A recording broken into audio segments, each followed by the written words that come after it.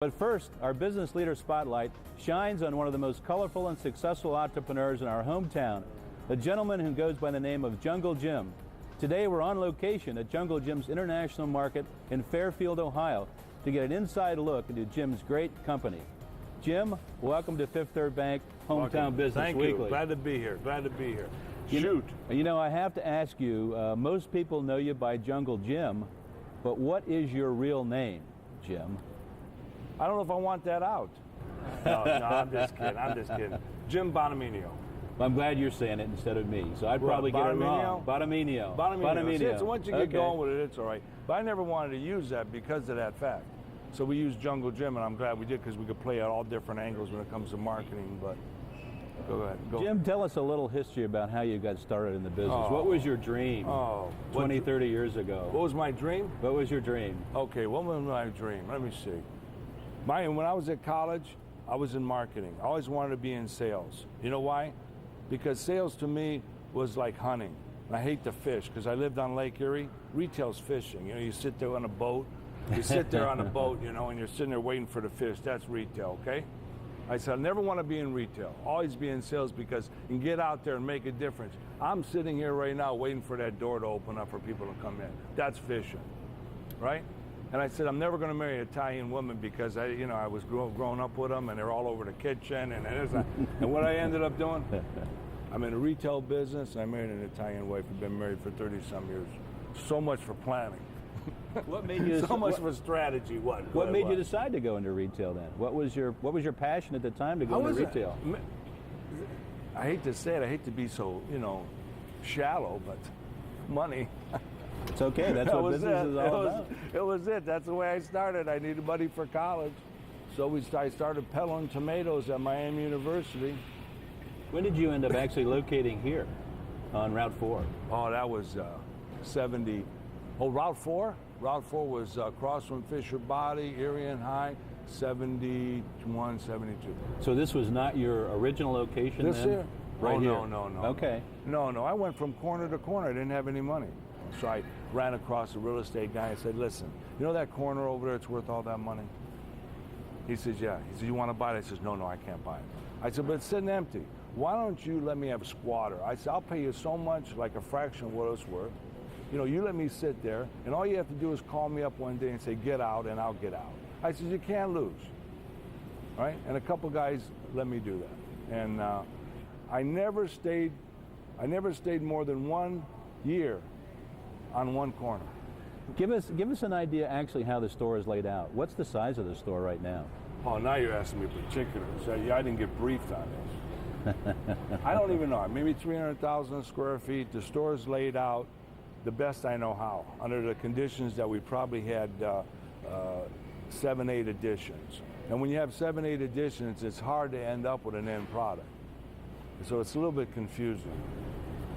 A lot of my fans out there, the customers probably saying, a little bit confusing.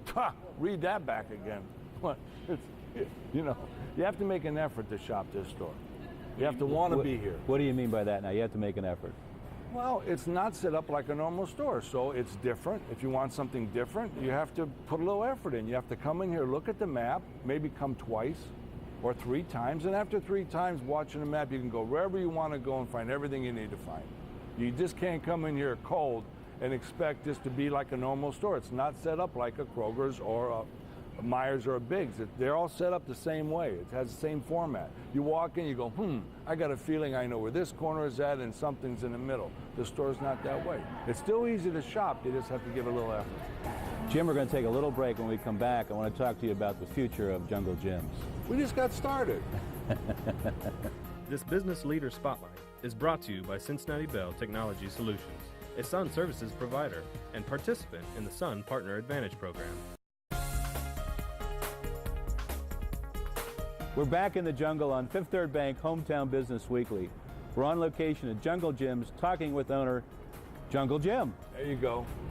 Jim, what are some of the unique challenges you really have with your business here? You've been so successful. You're a marketing genius. What are some of the challenges?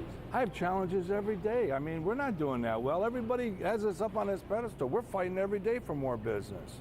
We have problems in every department. that we're trying to, every year at this time, we go over each department, say, what are we doing wrong? What do we have to do better? And we have challenges through the whole thing. Well, you get shoppers from all over the country, maybe all over the world, that come here to shop. What brings them here? 3-4 states. I have 3-4 states. Well, it's a foodie paradise. I mean, for people that this, a lot of people don't understand it. If you're not a foodie, you don't understand it. A friend of mine likes souped up cars, right? But he's not a foodie. I told him, in Columbus, there was a huge, huge store that had everything you could think of when it comes to race cars. Would you go? He goes, heck yeah, I'd go. I'd go tomorrow. I says, well, there's the same thing people feel for food. People like different kind of food. That's a fun thing now. So people come here and they'll spend 2-3 hours. I got on the inside of one of my competitors. I won't say it's competitor because I love him very much, the Big K. And I got the inside scoop on one of their meetings, and they were questioning how my customers stay here 2 hours and their customers stay 10 minutes, 15 minutes, because they're in and out, right? But that's life. You know what? They want to figure out how to keep their customers in for 2 hours, and I want to figure out how I can get out mine out in 15 minutes. Well, so they can get in and out and get what they need. This store's not designed that way. But that's a great point. What is your competitive edge then? What do you really consider to be your competitive edge here? For the foodies, it's assortment. We have great people working here. We have a lot of the wine department. I probably have the very finest wine people in 3 states working for me, all in that one area. Answer your questions. Take you to where you need to go. The selection, we have a huge selection. Okay. The prices are right. So, but if you have to be a foodie. If you're not a foodie, this store, and I'll tell you something. People want price, but they also want something to do. Shows are $11 right now. You only go to so many shows. In the wintertime, you don't want to walk in the park. So a lot of people will travel here. You'll see one person with a cart, and you'll see 5 people walking around there going like this. They're having a good time. They needed something to do in the afternoon, so they come over here. Now, you use the term foodie. Did you come up with that term? Yeah, it's my term. I've never heard that before. Yeah, it's my term. A lot of people are picking up on it. I should have got that going by then. That was a good one. One of the things I want to ask you too, because let's make some tough. Let's being with the Gehring Center, they're too easy. Well, being with the Gehring Center, give me something. Part of our challenge is to help family businesses in the succession process. Do you have other family members that work in the business with you right now? Yeah. Who are they and what do they do? Joni, my wife's back in. She started the business with me. Okay. All right.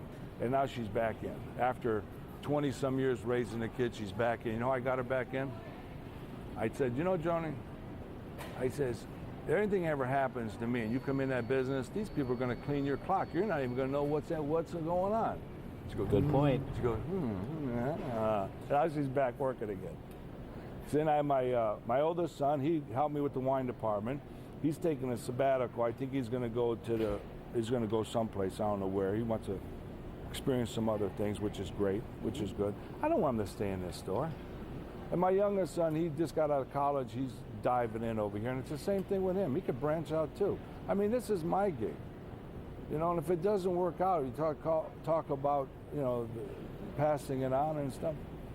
Give it to the employees. I mean, I'm not in it for, like what you just said about money. I'm in it for the money. Money is your measuring. It's your points. It's your score on the scoreboard. Right. That's all it is. But we're in it. If I was motivated by money, I wouldn't do half of the things I do. Build all these crazy things and do all the crazy things. But it's nice when you walk around and people, they walk around and they act like, gee, thank you very much for this store. We really love it. We really love it. Thank you. I mean, it's a great thing to walk around here. Well, Jim, but you know what? At the same time, I got people travel hours and hours and hours to get here, and I have people live right across the street don't shop here. How do you figure? That's whatever. What is your passion outside the business? Do you have some interests outside the business itself? Well, that's a tough one. Yeah, junk, and I like the junk. I collect You like stuff. the junk? Yeah, junk. I it. collect Okay. stuff. Right. I build things. I have a separate area where I have a regular shop, welding shop, carpentry work, and we take everybody's junk. And I could point it out to you. If you ever do a segment on junk, you let me know. Because recycling, I could walk through this whole store and I could tell you where everything came from, because most of it did not come from the regular supplier that you would think.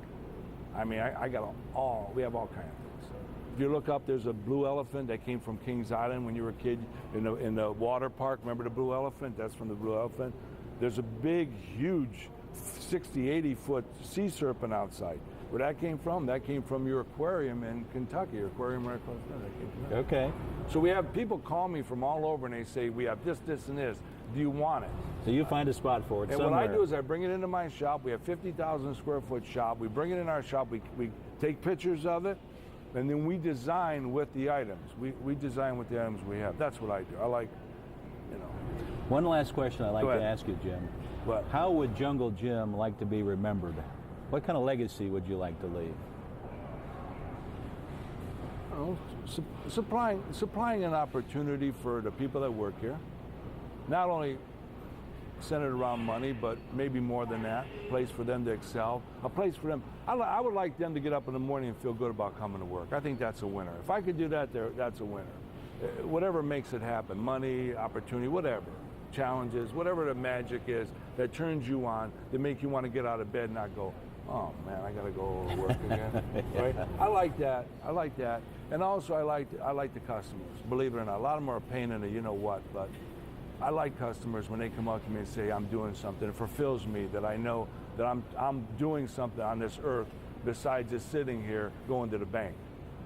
You know what I mean? And that's another thing. You know, people ask me about Fifth Third Bank, why a Fifth Third thing? It's a beautiful bank. Did you see it? Take some picture of it. It's gorgeous, right? People say, how come you have Fifth Third Bank? You know why? I owe them so much money, they got to keep tabs on me. So they're right here. Well, they're That's our the only title- reason. they're our title right sponsor. Here. They're our title I got a sponsor. cough. I see some pills on my desk. Compliments Fifth Third. Take them 3 times a day. Well, Jim, your customers love you. Your community loves you. You've done a great job with your business. You've made an impact in the community. It's been a pleasure having you here on Fifth Third Bank Hometown Business Thank Weekly. you very much. Thanks so Thank you. much. Thank you. Our Thank pleasure. you.